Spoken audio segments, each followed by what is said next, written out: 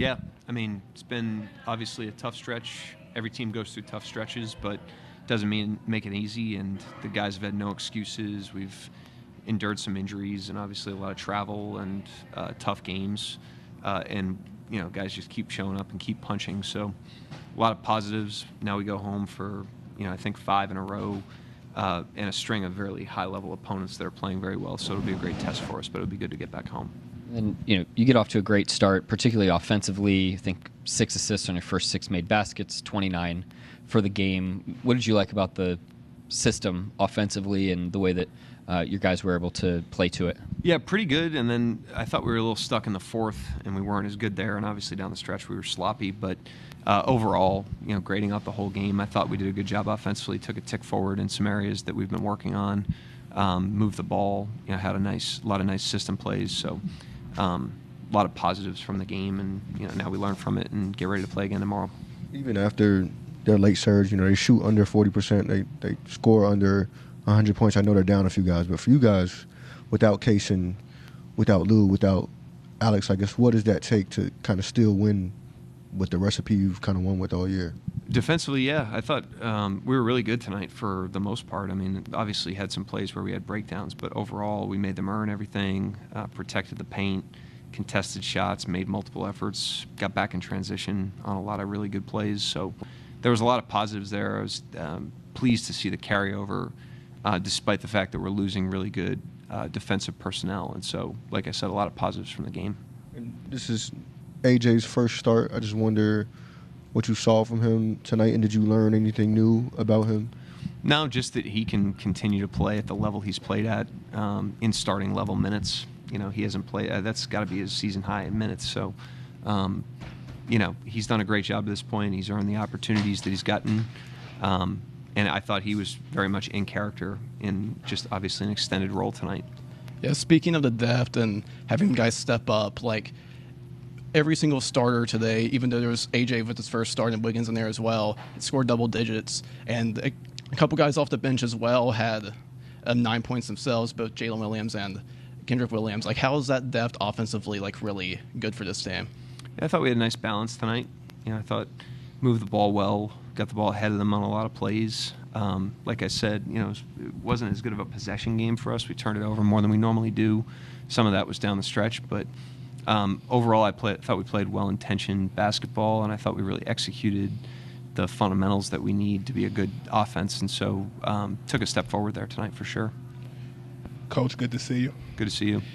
You guys have been consistent throughout the first part of the season. We're entering a new year. Is there such a thing in basketball as New Year's resolutions? And if so, what's yours? Not really. We're more game to game. We basically are just trying to improve with every experience, sustain the things we're doing well, improve the things that we're not doing well, and stack that up over time rather than these large, big picture things. It's a game of possessions, and we just try to be better in the possessions over and over again throughout the season. And we've obviously gotten off to a nice start, so a lot of our stuff moving forward is how can we sustain that and then improve on the things that are lagging a little bit. I guess my follow-up to that is I feel like last year, the national perspective, I think they were late to you guys. You guys have been consistent for years. I'm sure that doesn't bother you because you guys have a job to do at the end of the day. But for those who are tardy to the party and still doubt, what do you say?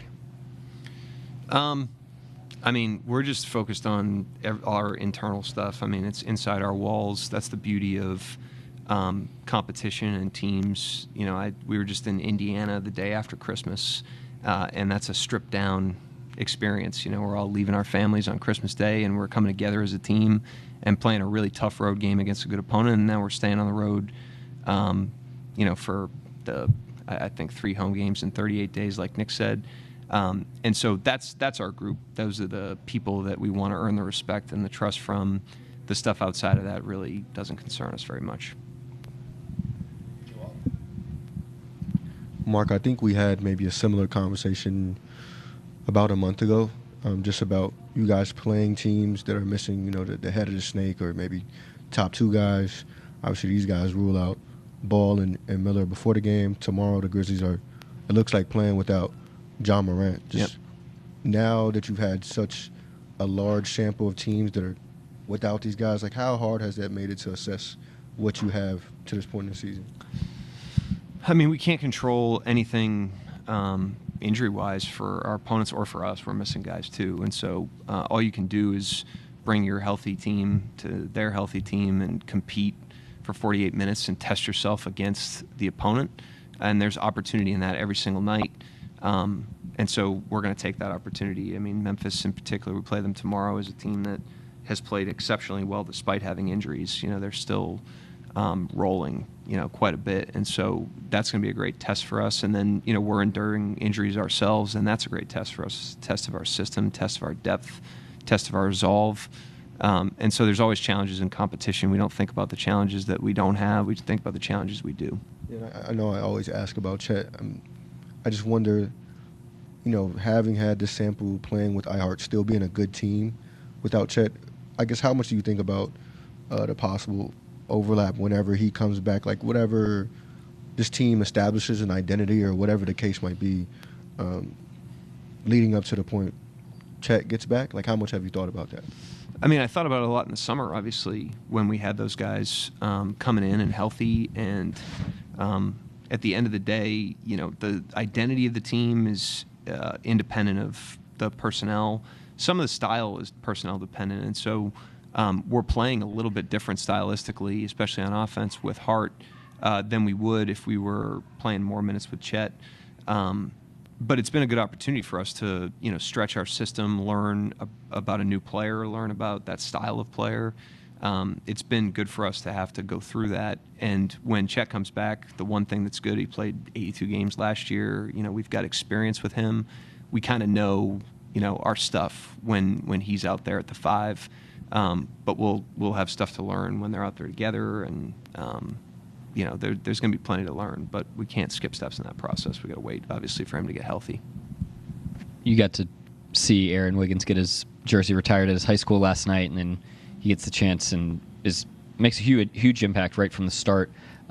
What'd you make of this kind of 24 hours for him? Yeah, I mean, I thought yesterday was really cool. I always, the thing I respect most about him is just how much his teammates love and respect him. I mean, his teammates really like that guy.